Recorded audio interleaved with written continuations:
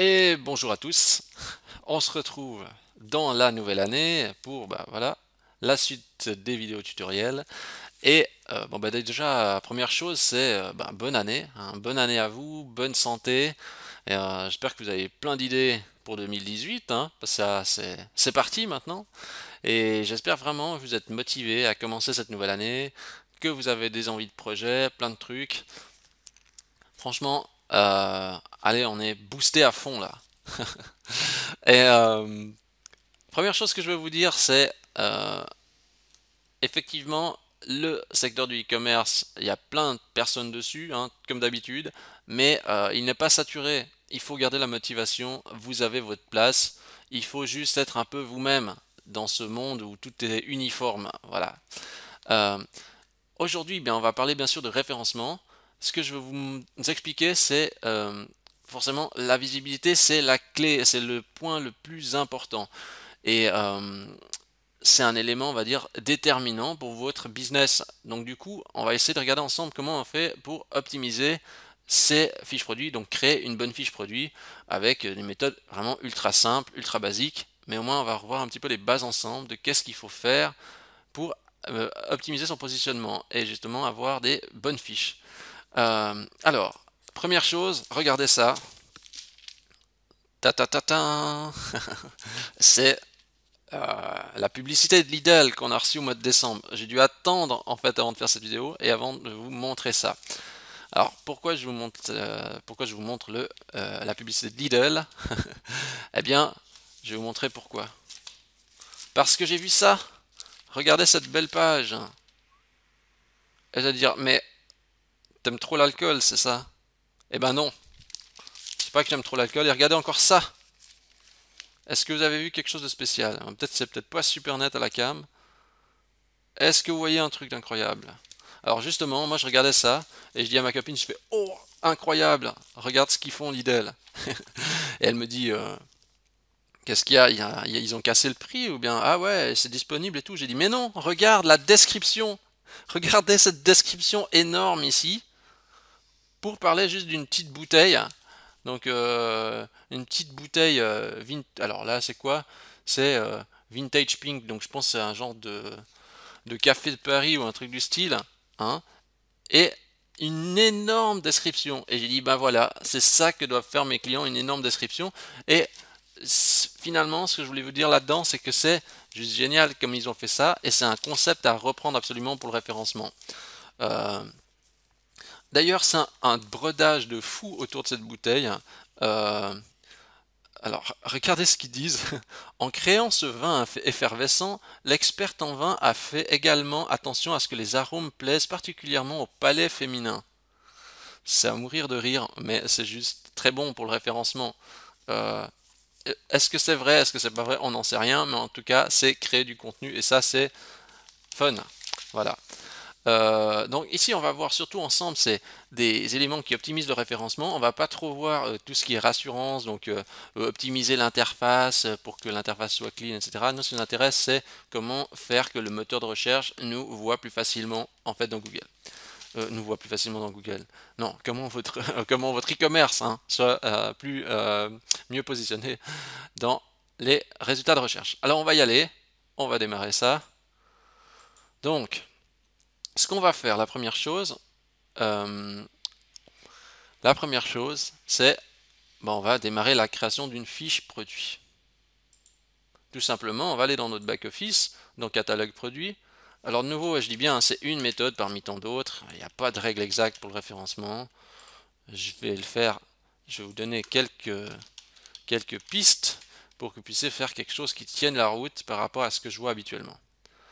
Je suis dans les produits, alors je fais nouveau produit. Ouais, faut bien commencer quelque part.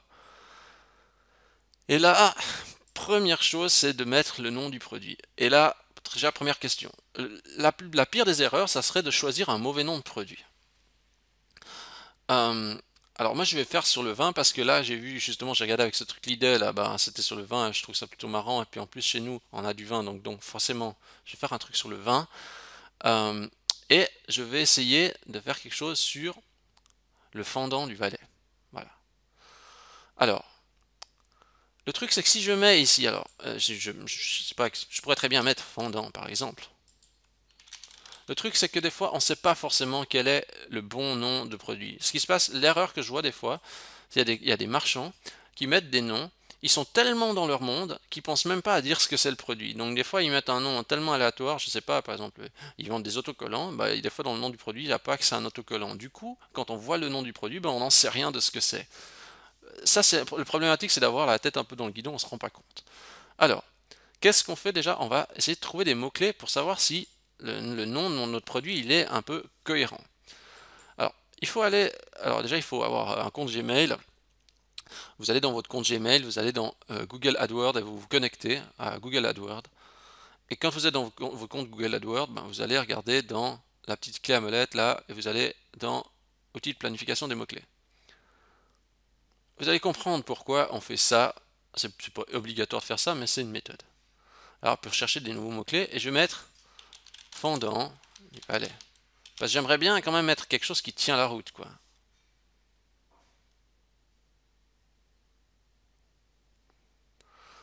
Parce que moi, dans ma tête, c'est vrai que ça me vient ça, fondant du Valais. Et là, je vois en fait, alors je fais confiance à Google, hein, mais je vois qu'il y a des trucs fondant du Valais. Bon, bah apparemment, ouais, il y a une enchère suggérée, etc. Je regarde un petit peu qu'est-ce qui a l'air. Bon, là, on voit que fondant du Valais, c'est plutôt moyen. Fondant du Valais prix, alors là, c'est plutôt élevé. Et là, je vois, par exemple, ici, on a vin blanc. Vin blanc du Valais qui apparemment a plutôt enfin, concurrence élevée. Puis on regarde encore un petit peu plus loin. Vin blanc valaisan. Fondant de Sion. Ah, vous voyez, par exemple, fondant de Sion. Alors, ça, c'est quelque chose qui peut être intéressant. Ok. Alors, je me dis finalement, qu'est-ce que je vais choisir là-dedans?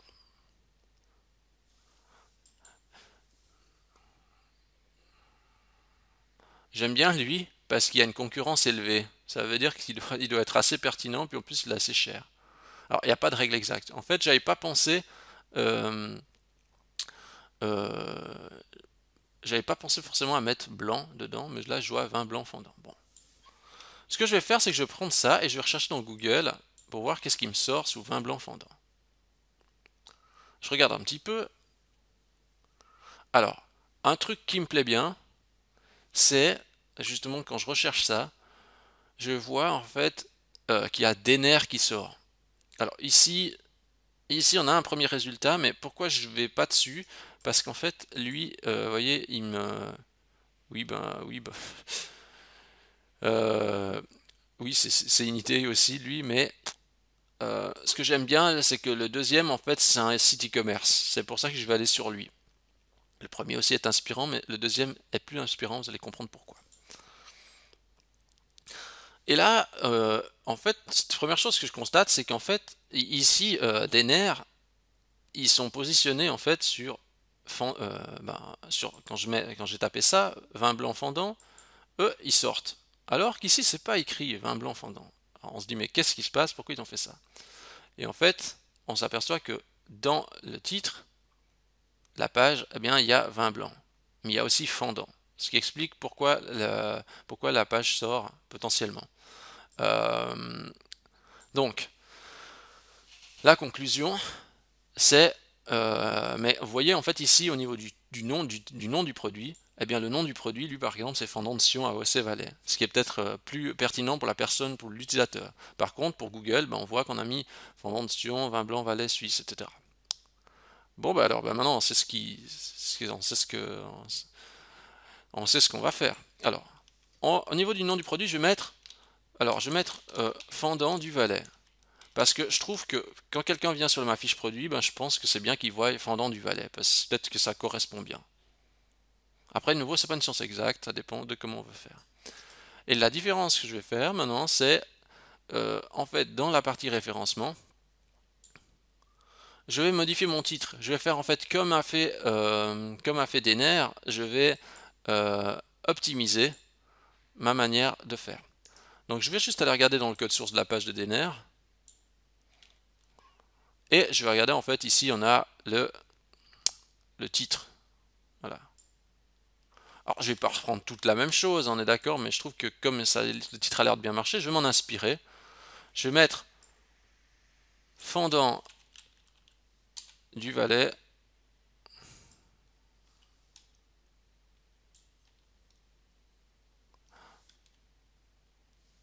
Vin blanc.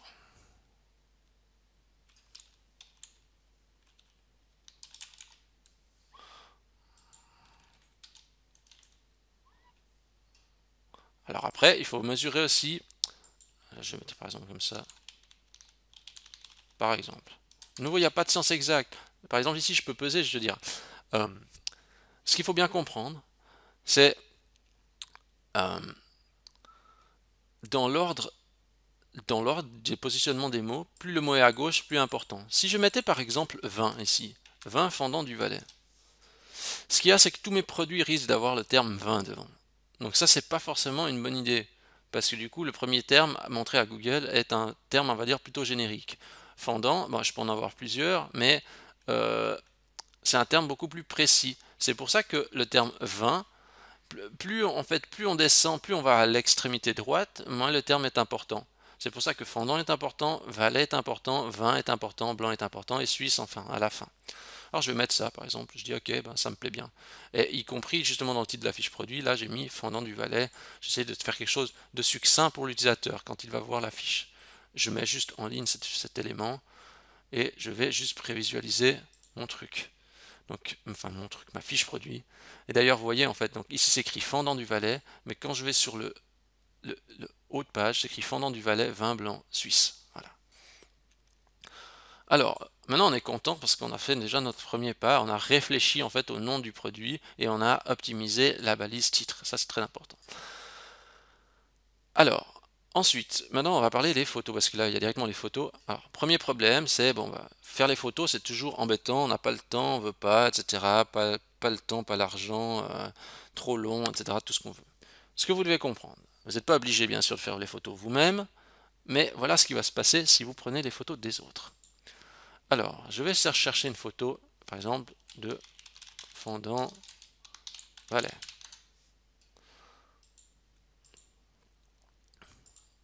Bah, je vais prendre comme ça, hein. Non, là, il n'y a pas, c'est pas... Allez, Mondovino, ils nous ont fait, je pense, j'imagine, ils nous ont fait une fiche produit avec...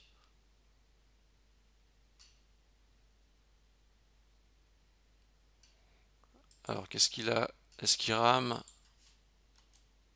Hop.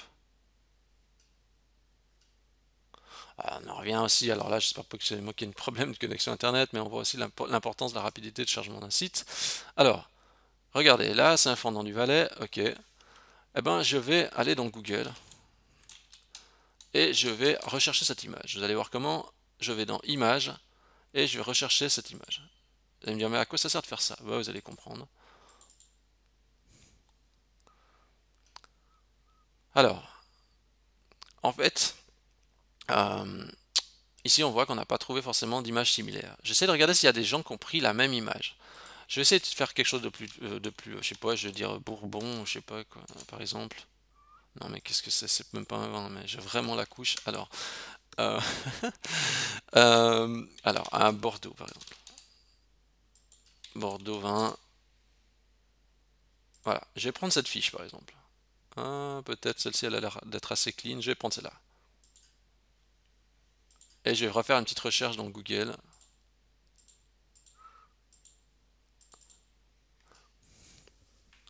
On verra qu'est-ce qui se passe. Toutes les tailles. Alors, regardez ici, c'est plus frappant. Alors, là, je ne peux pas vous dire exactement lesquels c'est qui sont identiques, parce qu'il y a pas mal ceux qui se ressemblent. Mais quand vous faites des photos, si votre photo est copiée d'un autre, Google saura que c'est la même photo que vue sur un autre site. Du coup, vous allez perdre en pertinence. L'authenticité, l'unicité des photos est importante. Donc, ça veut dire que si vous faites les photos vous-même, vous allez gagner en poids dans votre visibilité. C'est important d'avoir des photos uniques parce que Google justement est capable de reconnaître des photos similaires. Donc ici, certainement qu'il y a des photos qui sont identiques. Bon, là, j'arrive pas à vous dire comme ça de vue parce qu'elles se ressemblent, mais Ça, c'est justement une des erreurs, c'est de ne pas faire soi-même des photos et d'aller récupérer des photos ailleurs chez les autres. Ok. Bon, là j'ai juste mis ma photo, donc là rien de spécial, vraiment on a fait du classique. Et oui, alors effectivement, sur la photo, vous pouvez mettre une légende, ça peut toujours être un petit plus. On pourrait tricher, enfin tricher, on met par exemple bouteille fondant du bouteille de vin fondant valaisan. Regardez, j'essaie d'alterner un peu le champ lexical en fait, c'est pour ça. Je voilà. Juste voir qu'est-ce que ça a donné sur ma fiche. Ok. Je vais juste regarder sur ma balise. Regardez, donc sur la balise alt de l'image, bouteille de vin fondant valaisan. Si vous voulez, comme j'alterne un petit peu, c'est pas toujours les mêmes termes, mais c'est toujours un plus. Plus la variété est grande, plus les chances de positionnement sont aussi importantes. Toujours pour autant que ça tourne autour de la même thématique. Bon, alors ça c'est ok. Et aussi, ben justement, au niveau des photos, ayez beaucoup de photos, parce que là, on n'en a qu'une, mais des fois, ça peut être intéressant d'avoir aussi le dessous, par exemple, l'arrière de la bouteille, par exemple, le vin versé dans un verre, et puis peut-être, je sais pas, quelqu'un qui est en train de boire le vin, ça peut être sympa. Plus il y a de photos, mieux c'est, aussi pour le contexte, et ben, ça enrichit forcément votre présentation. Alors, ensuite, on passe plus loin, c'est la partie description. Alors, déjà, première chose, on a deux types de description, la courte et la longue. Si vous faites déjà 800 caractères dans la courte, c'est déjà pas mal. Après, si vous êtes des super créateurs de contenu hyper motivés, vous pouvez vous aventurer dans la description longue. Alors, comment on fait une description longue? Alors, ce qu'il y a déjà, il faut faire marcher votre cerveau comme Lidl. Vous avez vu Lidl, ce qu'ils nous ont fait tout à l'heure, une méga description, ben nous on va faire pareil. Alors, première chose, première chose, c'est déjà de s'inspirer. Il faut euh, il faut déjà lister des mots-clés qui peuvent être intéressants. Alors, je ne sais pas, par exemple, si vous voulez, il faut enrichir en fait le texte, dans le texte que vous allez créer, tout en utilisant par exemple des mots-clés qui peuvent être intéressants. Par exemple, il y a peut-être fendant de Sion. Fendant de Sion, les vignes en Valais, voilà. La mise en cave en 2017. Le prix du vin. Le prix du meilleur vin. Qu'est-ce que je peux encore dire d'autre? J'en sais rien. Il faut creuser en fait un petit peu tout ça pour justement avoir justement des mots-clés intéressants à caser en fait dedans. Donc il faut s'inspirer. Vous pouvez aussi regarder ce qu'ont fait les autres hein, pour trouver des petites. Bon, ici, je vais pas dire c'est nul, hein, mais la description est vraiment ultra basique. C'est des nerfs. Hein. Alors, euh, ok. Alors, je vous explique la méthode. La méthode est simple. Ça consiste à aller dans Google Doc. On crée un nouveau document vide. Et comme on n'aime pas taper trop, donc on n'aime pas trop écrire, eh ben, on va dicter.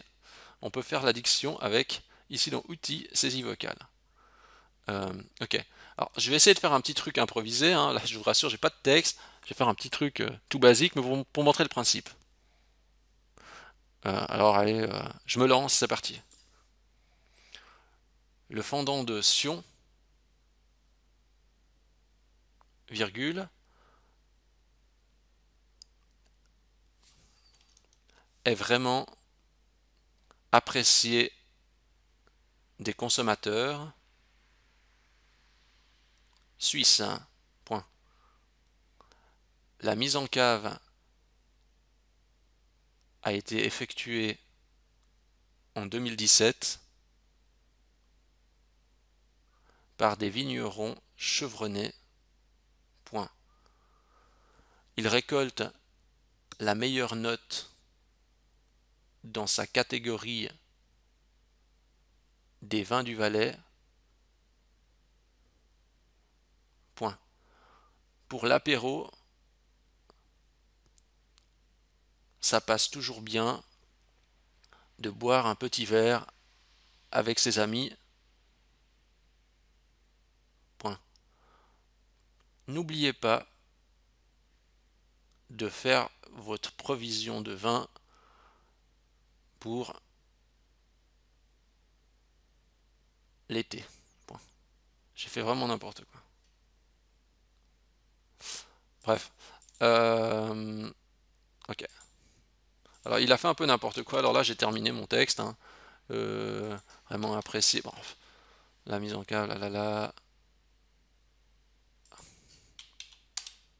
Alors après de nouveau, il faut. Vous pouvez faire aussi avec votre iPhone, il est capable aussi d'écrire. Des fois l'iPhone écrit mieux. Hein. Donc vous pouvez aussi faire avec l'iPhone. Vous faites tout dicter à votre iPhone et puis après comme ça vous avez tout votre texte. Des fois ça marche mieux que la diction des fois de ça. Mais en fait vous avez compris comme ça le principe. C'est toujours plus facile. Regardez, j'ai fait combien là? J'ai fait combien de mots? Ça écrit pas. C'est pas grave. Je vais mettre ça dedans. Et voilà, j'ai réussi à faire un texte de 353 caractères. Oh, pardon, je vais mettre ça dans le récapitulatif. Et vous voyez, j'ai élargi le champ lexical avec des termes, etc. Bon, après, l'orthographe, on passera outre, hein, c'est pas ce qui nous intéresse maintenant. Voilà. Et on a un texte sympa. Autre point. Si vous faites une description longue, vous êtes très motivé, vous avez un pire truc à raconter, bah ça c'est génial, hein, vous pouvez y aller à fond là. Hein. Ce qui est important, c'est de faire une segmentation, ça veut dire, si vous faites des gros textes, ce qui est bien après, c'est dans la description de mettre des H2. Ça veut dire que vous allez structurer, pourquoi il ne marche pas, ah, voilà, par exemple, un 20 d'exception.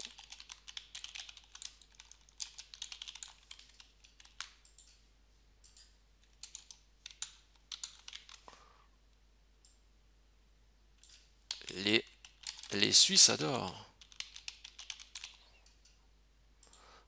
Comprenez bien que de faire ça, là je vous montre juste pour le principe, après ça sera à vous de vous mettre qu'est-ce que vous... Regardez en fait ici, ça renforce le terme sur 20, parce que ça donne de l'importance au terme 20, et ça terme aussi donne importance au terme suisse. Par exemple, si vous avez besoin de positionner sur les 20 suisses par exemple, le fait de faire ça peut aider. Mais il faut trouver quelque chose de différent à dire là-dedans. Tout est dans la créativité. Soyez créatif, racontez votre life à la limite. Je suis sûr que ça marchera mieux que si vous faites un petit truc tout basique, tout simple. Bref, on passe plus loin. Les caractéristiques. Alors ça je conseille hein, toujours d'utiliser les caractéristiques parce que aussi pour des raisons de praticité, pas forcément que pour du positionnement, mais pour des raisons de praticité, aussi parce que le module navigation à facettes fonctionne avec les caractéristiques. Pour les caractéristiques, c'est assez simple, il faut aller dans le catalogue caractéristiques, je pourrais mettre, je sais pas, par exemple, je crée, alors, dans catalogue attributs caractéristiques, je vais dans les caractéristiques et je crée une nouvelle caractéristique qui va s'appeler millésime.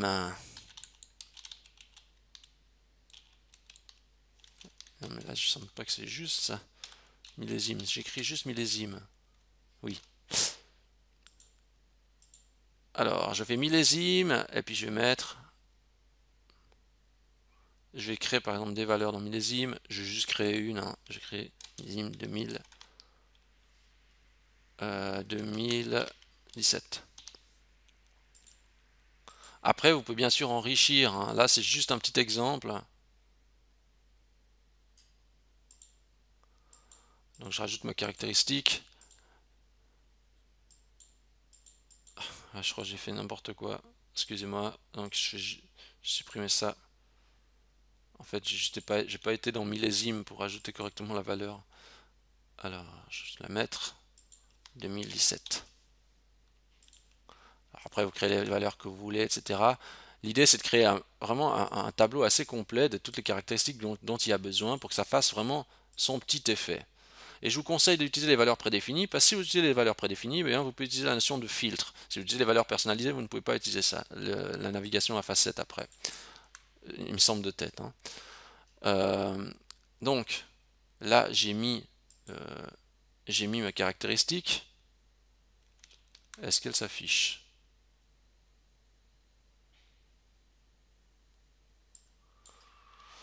Est-ce que ma caractéristique s'affiche? Oui, fiche technique, millésime, etc. Bon, après, il y a la présentation, ça va peut-être à revoir, mais en gros, vous avez l'info qui est là. Donc, ça, c'est intéressant. Donc, du coup, ce que je conseille, c'est de bien mettre une fiche technique complète, d'avoir un équivalent justement à ce qui est peut-être mis ici. Par exemple, vous voyez, ça faisait euh, la durée de conservation, pourquoi on peut l'utiliser, etc. Ça, c'est des petits trucs sympas à mettre. Bon, je m'éternise pas trop là, je passe plus loin. Ajouter une marque, ben oui, ça c'est bien. La marque. La marque, donc dans catalogue, marque et fournisseur. Après, ça dépend. Vous pouvez très bien avoir, si par exemple, je sais pas, dans le domaine du vin, ça peut être par exemple, euh, je sais pas, ça peut être par exemple celui qui produit les vins. Alors cave, je sais pas, Orsa. Je mets ça, ce truc qui me vient en tête, comme ça, c'est un peu bateau. Vous pouvez bien sûr mettre le logo, hein, et juste en même temps, hein, je veux dire, si vous créez des marques, pensez à bien compléter toutes les informations qui sont ici, résumé, description et mettre une image. À nouveau, plus les informations sont complètes, plus vous obtiendrez de visibilité. Et dans la marque, hein, toujours, vous pouvez parler aussi de vin, de choses, etc. Toujours sur votre domaine d'activité pour renforcer votre positionnement. La clé est dans la création de texte sur votre domaine. Donc ici, je vais faire ajouter une marque, Cavorsa, je sauve. Donc après, il y a ma marque qui doit apparaître dans le détail de produit, Cavorsa, voilà. Et puis créer un produit associé. Alors, nouveau, les produits associés, moi je dis ça, c'est bien quand c'est justifié. Si vous avez par exemple un tire-bouchon à mettre avec, ou un verre, ou ce genre de choses, ou un coffret, ben pourquoi pas. Maintenant, ne mettez pas n'importe quoi dans les produits associés, et y compris dans les produits dans la même catégorie. Ça, je suis pas trop fan de ce module. C'est le module qu'on active toujours parce qu'on trouve que c'est fun. Mais produits dans la même catégorie, après, ces fois, c'est un fouillis sur la fiche produit. On nous montre 36 trucs. Les gens, ils sont capables d'aller en avant, en arrière, dans la navigation. Ça sert à rien qu'on leur montre tout en un seul bloc. Alors, on passe plus loin dans quoi? On va aller dans, oui, on va aller, bon, dans la quantité, il n'y a rien de spécial, dans la livraison non plus, dans le prix non plus, ça c'est un truc qui autre. Retourne dans la partie référencement, et là, point important, c'est la métadescription. Regardez avec notre cas de Denner, regardez ce qu'ils ont fait avec la métadescription. Euh, Vin blanc chez Denner Wine Shop, robe jaune claire, nez de fruits exotiques, mûrs, etc. C'est pas super vendeur, franchement. Euh, Peut-être que, vous voyez, on peut faire mieux. Ça veut dire qu'on dit, voilà. La métadescription ne sert pas directement au positionnement, ça veut dire qu'au niveau de Google, ça ne sert pas à être plus visible, ça incite en fait au clic. Donc c'est surtout pour inciter au clic qu'on va travailler la métadescription, pour avoir quelque chose de mieux que ce que eux ils ont fait typiquement ici. Alors moi je sais pas, je fais une petite improvisation, je dirais euh, le vin, le vin blanc du Valais par excellence. Comment peut-on envisager un apéro sans lui?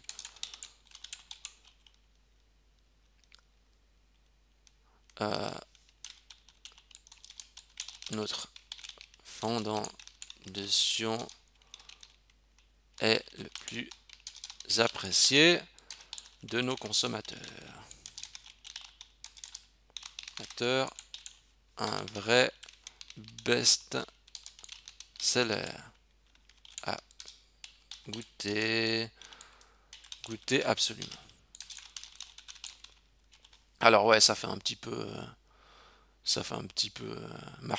marketeur quoi, mais voilà. Alors du coup voilà, ça c'est intéressant parce que justement c'est ce qui va après apparaître dans les moteurs de recherche. Donc ici, donc uniquement incitatif au clic.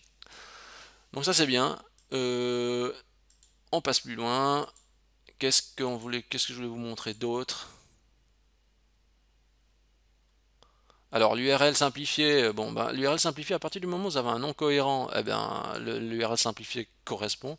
Si vous avez modifié des trucs, si vous mettez par exemple, je sais pas, fin AOSC, bah vous pouvez réinitialiser ici et puis comme ça réactualise.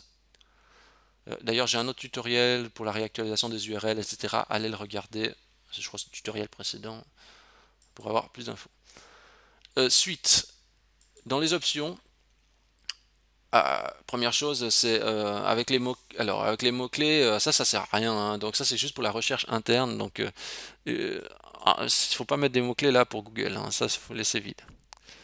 Le code de AN13, si jamais, alors ça c'est pas directement pour le référencement, mais si vous pensez passer par des marketplaces, etc., le code de AN13 va aider votre positionnement et dans certains cas c'est obligatoire. Donc si vos produits sont avec un code de AN, pensez à les mettre, ça vous fera gagner du temps pour le futur. Ici les documents joints. Alors ce qui est bien, c'est qu'il faut comprendre, c'est que Google, il est capable d'indexer des PDF. Donc si vous avez des PDF par exemple, pour le reste je suis peut-être moins emballé, bon peut-être des documents Word éventuellement, mais par exemple le cas typiquement intéressant ça peut être de joindre des PDF. Euh, alors ce qui peut être cool c'est PDF 20, je prends un truc vraiment basique, bon, il y a un PDF qui me sort là. Alors truc très important, bon, il va venir, il va pas prendre, le mettre sur bureau. Alors bon, là j'ai un PDF sur le 20, alors déjà le nom du PDF, il faut l'appeler correctement. C'est important. Regardez ici des fois, regardez comme il s'appelle le nom. C'est pas top. Ça non plus, c'est pas top. On voit, on aimerait mieux un nom plus cool, hein. Donc, on va soigner le nom. Et ben, on va ajouter ça, par exemple, dans le fichier. Donc, on fait joindre document. On va mettre reportage sur le fendant du Valais paru dans le 20 minutes. J'invente un truc, hein.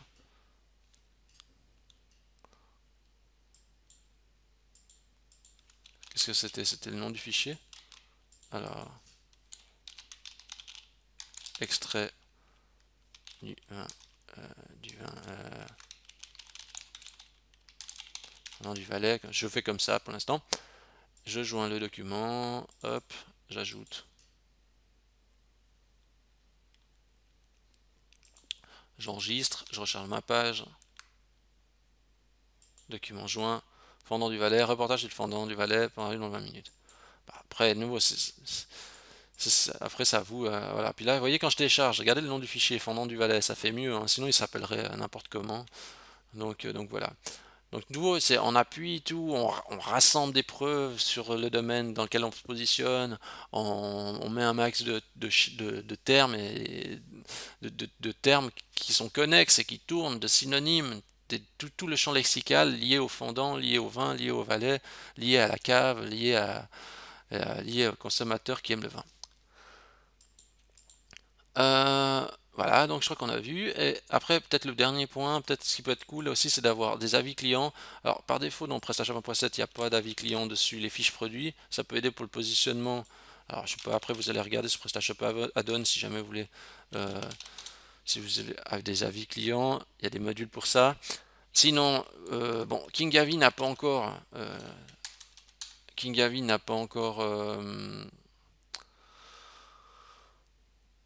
N'a pas encore la notation par produit, mais ça viendra. Si jamais vous avez besoin d'un système pour les avis clients, bah, n'hésitez pas à aller jeter un coup d'œil là-dessus. Ok. Et voilà. Bon, c'est 34 minutes. Moi, je crois qu'avec ça, en fait, on a déjà fait le tour. Et vous allez me dire, mais on n'a rien vu d'exceptionnel. Ils sont où les astuces? Ils sont où les trucs, etc.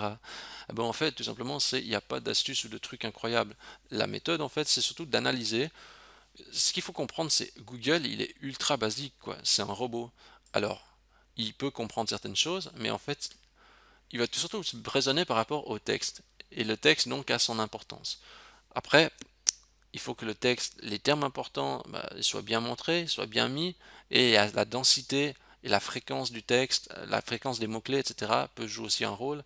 Mais ce qui est important, c'est d'avoir, on va dire, une matière première. Il faut créer cette matière première, il faut créer ces termes pour donner à manger à Google et le nourrir. Donc je crois qu'on a fait le tour. Voilà. Le plus dur, c'est pas de comprendre ça. Le plus dur, c'est d'appliquer et de se motiver à faire ça. Parce que là, j'étais fait un peu en express, mais quand vous devez rédiger une description ou dicter une description, faut être motivé, faut s'inspirer. Euh, mais je peux vous assurer que si vous faites ça, si vous faites cette démarche, vous faites ce raisonnement et cette approche, vous allez être déjà bien au-dessus de ce que font, on va dire, la plupart des e-commerçants qui ont vraiment des présentations, des sites avec un contenu ultra basique. Donc ça vaut la peine de s'y intéresser et de prendre du temps.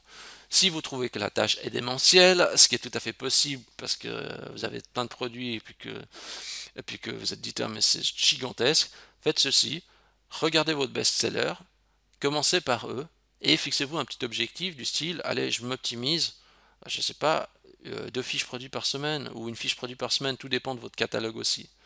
Donc voilà, je crois qu'on a fait le tour. Si vous avez aimé cette vidéo et je vous invite à la liker, si vous trouvez que c'est intéressant, vous avez des remarques, etc., n'hésitez pas à me laisser des commentaires en dessous de la vidéo. Si vous aimez mes vidéos en général, n'hésitez pas à vous abonner à la chaîne YouTube, ça me fait trop plaisir. Merci beaucoup. Et du coup, moi je vous dis à la semaine prochaine pour une nouvelle vidéo, cette fois-ci pas référencement, mais ça sera plutôt optimisation de PrestaShop, comme on le voit d'habitude. On va essayer d'alterner ça, on va dire, au fil des semaines. Voilà, merci à tous, à la semaine prochaine.